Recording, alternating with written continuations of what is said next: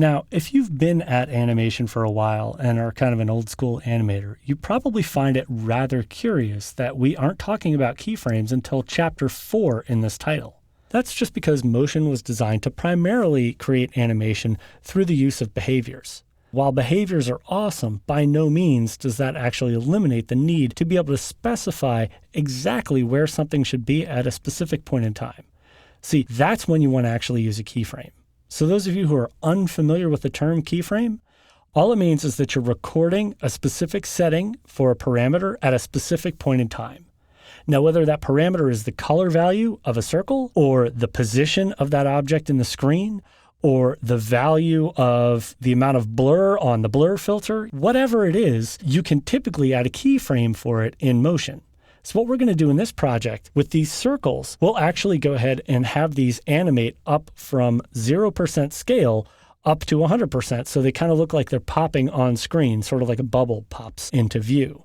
Now we'll do that by adjusting the scale parameter like I just talked about. So let's press F5 to open up our layers panel. And in here, select the third circle down. That'll be this large circle here. Now, to add a keyframe to a specific parameter, you want to jump to the inspector. And within the inspector, you want to go to the properties section, and that'll show you your transform options. And in here, we want to adjust scale. Specifically, we want to adjust scale as a whole. So we don't need X, Y, and Z. So let's just go ahead and collapse that disclosure triangle. Now, anytime you hover over each one of these different channels within the inspector, you may notice next to the values, this plus symbol with a diamond around it. What that's letting you know is you can add a keyframe. Now, it's important when you add a keyframe to pay attention to exactly where your current time indicator is, which happens to be right here at frame 0.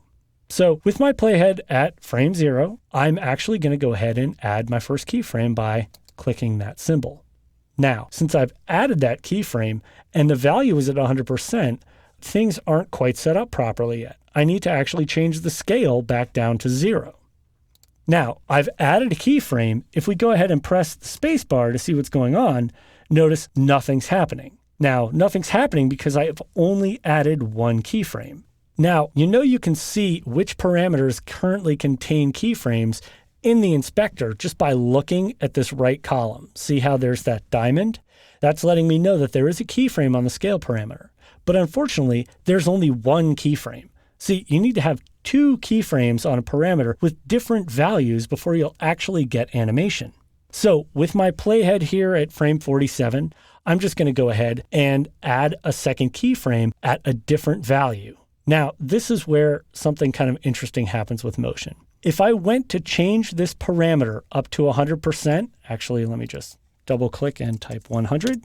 When I move my playhead back to the beginning and press play, you notice what happened. Well, it hasn't scaled. See, if you don't add the second keyframe before you change the parameter, it will actually change the first keyframe value, which I know is kind of frustrating and seems like it's counterintuitive, but trust me, this is just how it works. So what I want to do is move my playhead back to frame 47, double click in the numbers there and type 47. I'll move my scale parameter back down to 0. And now at frame 47, I'm going to go ahead and add another keyframe just by clicking that button. Now, since I've added my second keyframe, if I change that parameter, okay, let me go ahead and change it to 100. Now I actually have animation achieved. Now to move my playhead back to the beginning, I could press home, but I could also click this little blue arrow. See how it turns blue when I hover over it? To the left of the keyframe. If you click on that, that'll actually move your playhead down to the previous keyframe. Now, to visually see where all the keyframes reside in your project, you want to press F6, making sure you have the timeline open, and then press Command 8. See, when you have an object selected in the timeline, you can see the object, but to be able to actually edit the keyframes, you want to open the keyframe editor, which you can do using Command 8. Now, I'm just currently seeing this line, so what I need to do is double click on this little magnifying glass to reframe this scene. And so it's kind of hard to see, but I can see the right edge of the first keyframe and then my second keyframe there. So if I click these navigation arrows, which appear to the left and right of my scale keyframes, you can see that I'm moving the playhead back and forth between the 2 different keyframes. Now, if I want to take these keyframes and apply them to a different object in my scene, I can do that by selecting the keyframes in the keyframe editor. I'm just going to click and drag to create a lasso around both keyframes. You know, as I'm looking at this, it's kind of hard to see both keyframes, but in the keyframe editor here, all keyframes look like this diamond. But when a keyframe is applied to frame 0, you're only going to see 1/2 of the keyframe. So it's kind of hard to see. If I zoom in here, you can maybe see it a little bit better, but it's still that same, 1/2 of this diamond. So when I'm drawing the lasso, I'm literally clicking and dragging to draw the lasso around both keyframes. And now with both keyframes selected, I can just go up under Edit and choose Copy. If I go to a different circle, let's say I select this yellow circle right here, I can choose Paste by going up under Edit and choose Paste. Now, I want you to pay attention. When I did that, it actually pasted 2 keyframes. As you can see here in the keyframe editor, see how it's a little easier to see this first keyframe now?